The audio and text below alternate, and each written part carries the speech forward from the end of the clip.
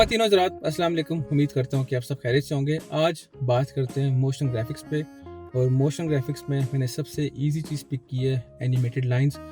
Animated lines क्या करती हैं कि जब आपके पास कोई सब्जेक्ट हो, कोई टेक्स्ट है, किसी में हेडिंग है, तो आप चाहते हैं ये चीज़ उसमें फोकस रहे, तो वो लाइंस उसके पीछे क्रॉल करती हैं। और ये कैसे होता है आफ्टर इफेक्ट्स के अंदर, इस पे बात करेंगे। तो बगैर डिले किए चलते हैं आफ्टर इफेक्ट्स पे और देखते हैं कि एनिमेटेड लाइंस मोशन ग्राफिक्स कैसे होता है। एनिमेटेड लाइंस कैसे ड्रा होती हैं आपके टेक्स्ट के आगे पीछे, जहाँ पे आपको टेक्स्ट प्रोमिनेंट करना हो, आप जैसे चाह रहे हैं कि इसको फोकस मुझे करना है, तो उसके आगे पीछे आप एनिमेटेड लाइंस दे देंगे जिससे आपका टेक्स्ट फोकस में रहेगा। तो सबसे पहले मुझे एक बैकग्राउंड वीडियो चाहिए, जो कि ये वाली,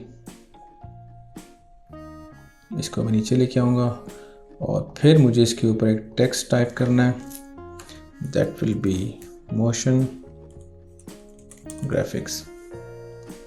और ग्राफिक्स को मैं साइज़ में कम कर देता हूँ 88, ताकि बिल्कुल सेंटर में अलाइन आनी चाहिए दोनों। 87, ओके, ये हो गया। इसके बाद मैं लाइन में आऊँगा, इसको करूँगा मैं सेंटर में। उससे पहले अगर कैप्स लॉक ऑन है उसे करना है ऑफ, क्योंकि जब कैप्स लॉक ऑन होता है तो चीज़ें काम नहीं करती, यानी कि आर्ट बोर्ड के जो अलाइन है वो काम नहीं करेगा। ओके, इसके बाद मुझे एक लाइन ड्रा करनी है जिसे मैं करूँगा एनिमेट। तो आऊँगा मैं पेन टूल पे और यहाँ मैंने क्लिक किया, एक यहाँ क्लिक किया, कुछ इस तरह की लाइन। आप अपनी मर्ज़ी से जैसे आपको अच्छा लगे आप बना सकते हैं, ज़रूरी नहीं कि ऐसा ही कुछ बनाएं, ये जस्ट समझाने के लिए है। ओके, सपोज इतना ठीक है। ओके, इसके बाद मुझे क्या चाहिए, मैं यहाँ पे क्लिक करूँगा इसकी ऑप्शंस को, और नीचे ऐड का बटन आपको नज़र आएगा, वहाँ क्लिक करेंगे। उसके बाद ट्रिम पैथ्स करने के बाद आपको नीचे कुछ ऑप्शंस मिलेंगे, यहाँ पे स्टार्ट और एंड। ट्रिम पैथ्स के नीचे दो ऑप्शंस हैं, स्टार्ट और एंड। आगे सारा काम तकरीबन इन्हीं के साथ होना है।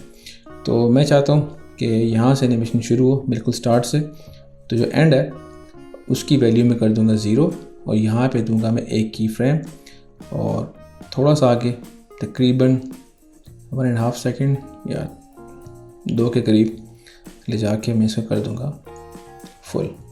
अब मैं करता हूँ इसको रन, प्रीव्यू। शेप थोड़ी अच्छी नहीं है, वो आप सही कर सकते हैं बाद में,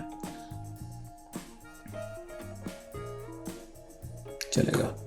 ओके, इसके बाद मैं इसको यहाँ पे लेके आऊँगा जहाँ से स्टार्ट लिया था उससे थोड़ा सा आगे, और इसकी जो स्टार्ट की फ्रेम है वो मैं दूंगा, और इसको मैं फिर थोड़ा सा आगे ले जाके जहाँ पे एंड है उसका जो लास्ट की फ्रेम है, जो सेकंड की फ्रेम है जहाँ वो ख़त्म हो रहा है, उससे थोड़ा सा आगे ले जाके मैं स्टार्ट की जो वैल्यू है वो मैं 100 कर दूंगा। और अब मैं इसे करता हूँ रन।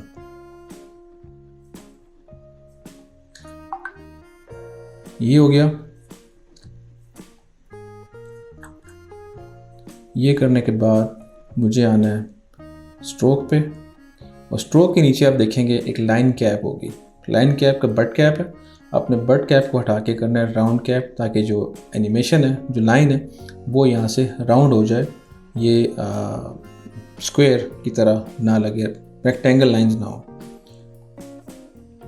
अब मैं करता हूँ उसको दोबारा रन। ओके, इसके बाद स्ट्रोक को करें आप ऑफ, आप आए ट्रिम पाथ्स पे और सब की फ्रेम्स को आप सिलेक्ट करें, राइट क्लिक, की फ्रेम असिस्टेंट में आके ईज कर दें। इससे जो एनिमेशन है वो बड़ी स्मूथ हो जाती है, कुछ इस तरह से। ये हो गया। इसको मैं करता हूँ यहाँ पे सेव, डेस्कटॉप, लाइंस। ओके, खलास, ये हो गया हमारा यहाँ तक काम। एक लाइन रेडी है, अब आएंगे दूसरी लाइन पे। इसी को मैं करूँगा कंट्रोल डी करके, इसकी कॉपी बनाऊँगा और नाम दूँगा लाइन 2।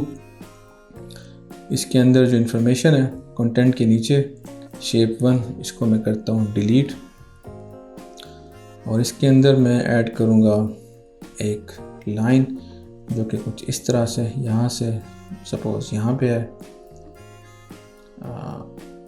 और स्ट्रोक कलर में चेंज कर देता हूँ पिक येलो। और यहाँ पे मैं जब मैं आऊँगा नीचे शेप लेयर पे, तो कंटेंट के नीचे जो ट्रिम पैथ है उस पर क्लिक करके मैं एडिट पे ऊपर आऊँगा, यहाँ से कॉपी कर लूँगा और इसको मैं कर दूँगा यहाँ पे 1। और सेकंड लाइन पे आऊँगा, कंटेंट पे आऊँगा यानी शेप पे, और आके मैं इस पे कर दूँगा पेस्ट। जैसे मैं पेस्ट करूँगा तो ये जो लाइन, छोटी लाइन अभी मैंने बताई है, ये खुद ब खुद एनिमेट हो जाएगी बिल्कुल उन्हीं प्रॉपर्टीज़ पे जिन पे मैंने पहले किया था। सब चीज़ें सेम होगी, जस्ट जो इसका पॉइंट है जहाँ से एनिमेट हो रही है वो डिफरेंट होगा। वो आप जब आएंगे इस पे शेप पे, नीचे आएंगे ट्रिम पैच पे, और यहाँ पे इस कीज़ को आप सेलेक्ट करें और अपनी मर्ज़ी से जहाँ मूव करना चाहते हैं वहाँ आप लेके जा सकते हैं। मैं भी इसको रन करता हूँ। ओके, इसकी थोड़ी स्पीड बढ़ानी है मैं।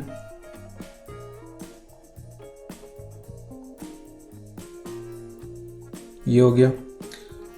ओके, सेम मुझे करना है, एक और शेप देनी है अभी। इसके लिए मुझे क्या करना है, मैं जस्ट यहाँ पे रहूँगा, पेन टूल पे आऊँगा, यहाँ पे मैं एक और शेप ड्रा कर देता हूँ। और सेम थिंग मैं कॉपी करूँगा ट्रिम पैथ को, और शेप 2 के अंदर मैं इसको पेस्ट कर देता हूँ। और जो इसकी कीज़ हैं अपनी मर्ज़ी से जहाँ मैं चाहता हूँ वो वहाँ से स्टार्ट हो, वहाँ लेके आके मैं इसको रखता हूँ। और अब मैं करता हूँ इसको दोबारा रन।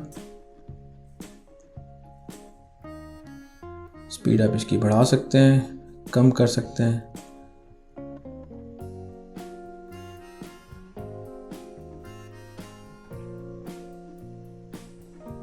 ओके, तो इस तरह से आप अपनी मर्ज़ी से जितनी लाइंस आप इसके अंदर चाहें, जितनी शेप्स आप ऐड करना चाहते हैं आप ऐड कर सकते हैं। मैं एक और मज़ीद ऐड करता हूँ ताकि मज़ीद थोड़ा ब्रीफली आपको चीज़ें कवर हो जाएं। मैं यहाँ पे ड्रा करता हूँ लाइन, और इसका जो कलर है वो मैं कर देता हूँ ये वाला।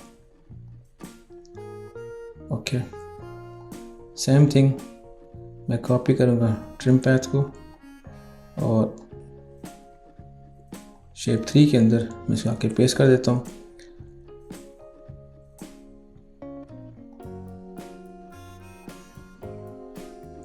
अब मैं करता हूँ इसको रन।